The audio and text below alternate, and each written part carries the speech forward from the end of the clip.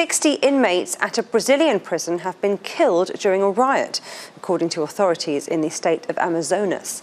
It's believed the riot was sparked by a feud between two of Brazil's biggest criminal gangs. A number of inmates also escaped from the facility during the riot, which lasted for more than 12 hours. Sam Cowie joins us now from Sao Paulo. Sam, reports that this suggest this was sparked by a feud between two rival drug gangs.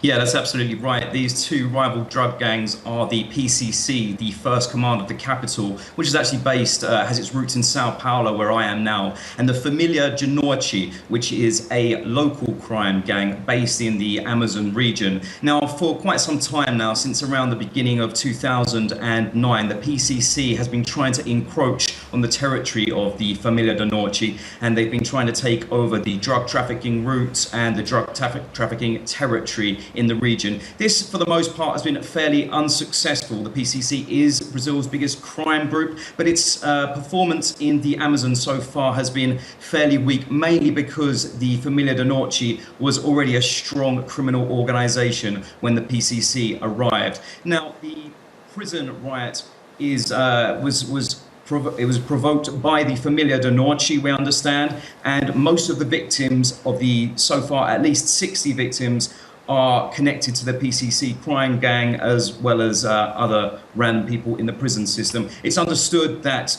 knives and even firearms were smuggled into the prison, into the penitentiary system, which is a common occurrence in Brazil. Well, Sam, Brazil has been criticised, hasn't it, by human rights groups who say its prisons are far too overcrowded and that too many weapons get in and contraband.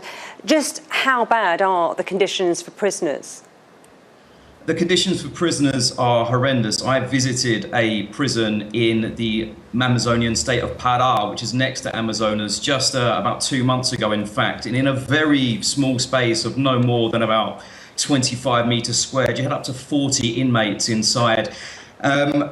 Now, basically, if you can control the prison systems in Brazil, then you can control organized crime on the outside, which is why the fight for these prisons is so important to the organized crime gangs. Now, it's important to mention here that two of Brazil's biggest crime gangs, the Comando Vermelho and the PCC of Sao Paulo, recently broke a 20-year truce, and the Amazonian crime gang, which attacked the Sao Paulo-based crime gang in the prison system, this is understood to have been done on the orders and through the allegiance of the Rio de Janeiro-based crime gang, the Comando Vermelho. And we expect to see a lot more of these prison riots going forward, because like I say, if you can control the prison system in Brazil, then you can control the flow of drugs and the crime on the outside, because at some point, almost all criminals pass through the penitentiary system, and if you're not allied to one gang or another, then you won't survive on the inside. So the prison system in Brazil right now is where this war between the country's two biggest crime gangs is going to be fought.